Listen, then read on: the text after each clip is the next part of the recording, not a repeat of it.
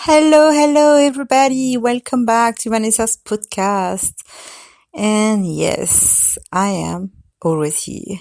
So, today I want to talk about people's demeanor.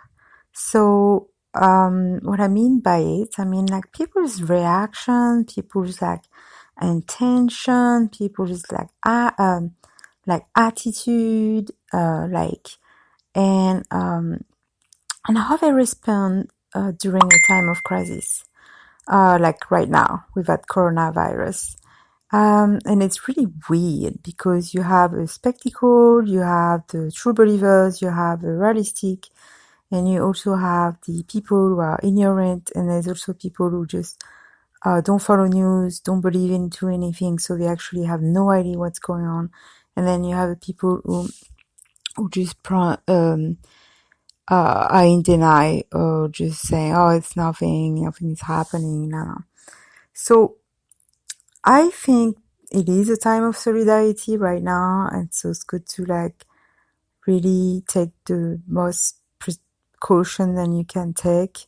Look after yourself, look after your family, your friends, restrain any type of traveling if you can. Wash your hand, obviously, the same as I mentioned in my prior episode. But I'm not here to talk about the virus today. I'm just going to talk about people in general. So the cool thing is that I finally got back to New York. And the last time I went to New York, I believe I must have been at least 24. So it was a long time ago. I am 39 now. And just time flies like no tomorrow. So the last time I spent an evening in New York with a boyfriend. He was from Monaco. He was actually French. He lived half of his life in Monaco, but he was then living in a part of Florida. And we booked a hotel, and he was very pissed off because it was 110 a night. And the view, when you open the windows, one of those views where it's just like a wall. So window kind of half open, but it's against a wall. And I think the other side was the garbage dump, side. So, and then the hallways were like, that was the most pretty thing about the hotel, was the hallway. It was all wood and rustic, and it had a sofa and stuff, and it had nice painting. So this artist side, creative side was kind of crude, but the room was just a plain room. That's it. One bed. It actually looked like a doormat, like somebody's, like a nun's bedroom maybe. And yeah, it was definitely not worth the price, and it was very noisy. So you go to sleep with a lot of noise, and there was nothing in it.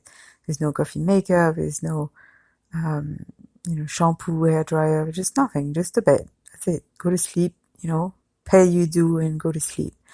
Anyway, that's what I remember. I remember when I had spent a whole day in New York City. I went through Times Square, I believe. I went to many shops. It was loud. People were selling stuff on the street. Lots of Italians, lots of people from, I don't know if it was Brazil or if it was, Indian culture, but and there was also a bunch of Muslim also there. So I think New York is the place of like a regroupment of whole country all together. Like most of people end up in New York for some reason. Must be a reason, but I'm not sure which one. So that was actually the last time I went. I was not impressed. Beside, when I was a little girl, I went to the Statue of Liberty. That's when I was impressed and went to see other places, and just was exciting, loving memory. But then when you go back as an adult, it's a little different. So this time I didn't go to New York. I went to Buffalo, New York. And it's good because I get to see a different place. And just the fact that I'm getting out to see another state after waiting 6 years, to finally get out of my chain life. I felt like I was in a soapbox, chained up. Like, I had all those doors waiting for me to break, but I was not breaking them. And I will just continue to live in my misery, for some reason. And I keep sabotaging myself, and I was not able to break free, and I was trying very hard, but I was not seeing the light at the end of the tunnel yet. I was stuck for sure on the ground, and it was, I think the misery and the suffering was eating me up alive. And so the more I was given opportunity to get out of something I didn't like, a situation I didn't like, the less I was oblivious to see there was possibility. I was not aware of it. I wanted to. Now looking back, I see that I had chances, many chances. I had funds, enough financial, money at the time, at some points where I could have done it. Then the fear brought me back to my seat. And it all comes down to that. And that's why I always try to tell people, get the help, get the right help you need. Because once you break those walls, not that you're never going to experience fear, you're going to keep experience all of the emotion you can possibly experience, but you're not going to experience 90% of it being just one of the emotion we're supposed to, receive. And when that happens, then everything closed up around you. You're basically laying down in the dark room, and fear is taking all over your thoughts, your mind, your memories, and every single dream and action you should be taking are just being smashed against the wall. And that's kind of what happened. And a lot of people are afraid. There's a lot of things to be afraid for, in this world. A lot of tragic accident, a lot of terror going on, a lot of wars, a lot of, awful acts of, deceptions, and just horrible people, and also wonderful people. But you cannot live in fear your whole life, or you don't live at all. So that's the thing, is that you gotta get off the fear factor, basically. So that's why for me to not only have finally break free after 6 years being stuck in one state, and it's not just the fact that I was in one state, it's the fact that I didn't go anywhere else beside that state. I didn't care if it could have been any place in the world, I would have been happy. Any place. I remember waiting for that one occasion, like always thinking, if that occasion comes to me, I'll just go tomorrow. If I win a vacation, I'll go tomorrow. And I was always waiting for winning that contest. I was always hoping I'm going to win. It's coming. I'm going to win the contest. I'm going to, somehow I'm going to just have an opportunity to get out. And it just felt like it never came. The more I thought about it, the worse things, seems to be. And I was just like, living in fear in my little box, feeling exactly the opposite of me. The Vanessa who needs to explore, who travels, and, is always on the move. Now I was always on the move, around within 100 miles or 200 miles. That's it. And that's it. I could not go any further than that. And I was like, what the hell is this? Like, this is not me. I'm not stuck in one single place. I can't do that. It's almost like saying somebody was born shy and then lived, 20 years of a life super shy, and then suddenly they transform into the opposite. My case was like, I traveled my whole life.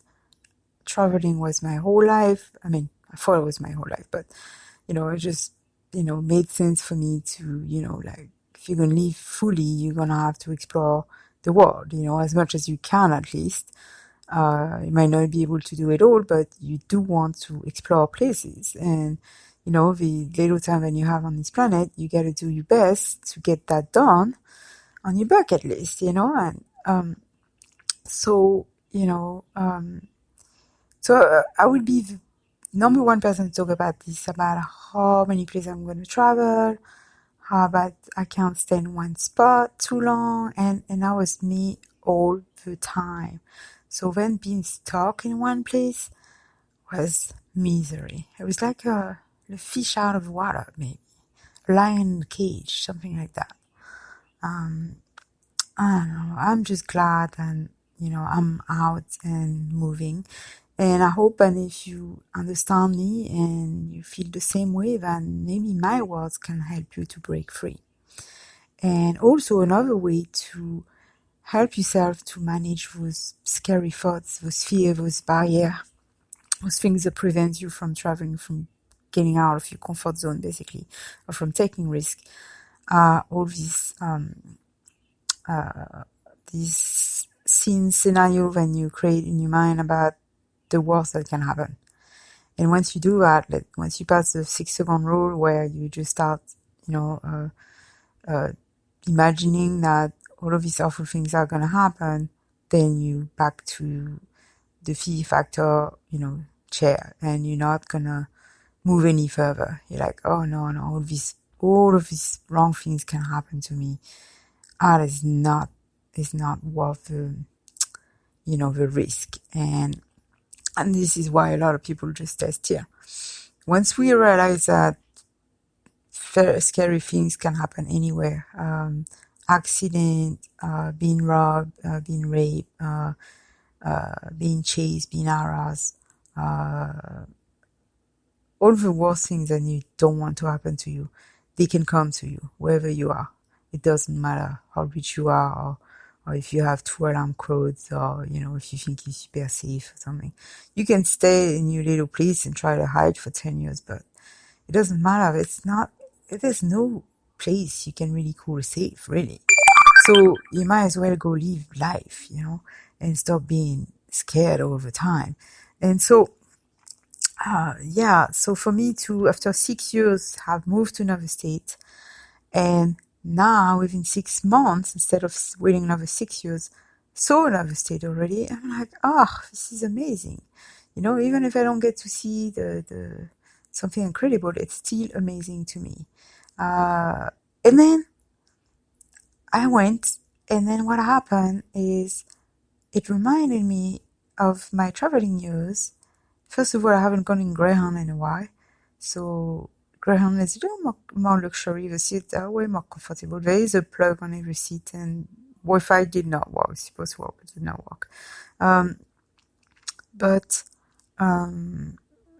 It also depends where you're taking the Greyhound. So you take the Greyhound from Cleveland to New York, you're not gonna meet the best people or anybody really interesting, for that matter. Just locals going home or go seeing the family. Nothing, nothing. It's not like you're not gonna meet anybody really interesting. And so, and then comes the stress and the worry of all these little things while you're traveling.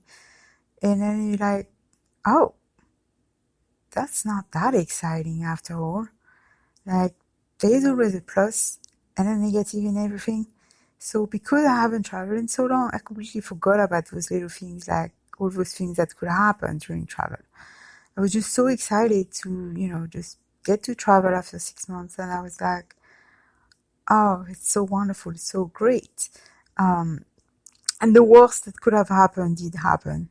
But I did not lose my ticket and I did not get robbed. So that's the number one. Number one thing is not getting robbed while you're traveling, being really careful about this. Never look lost or confused. That's another thing. You start looking lost, confused, you can be sure that within a mile radius, all the predators are going to be around you, trying to snitch you back, try to just lure you to them, somehow is gonna try to make fun with you. They're gonna ask you something. Next thing you know, you lost your key, you lost your stuff. So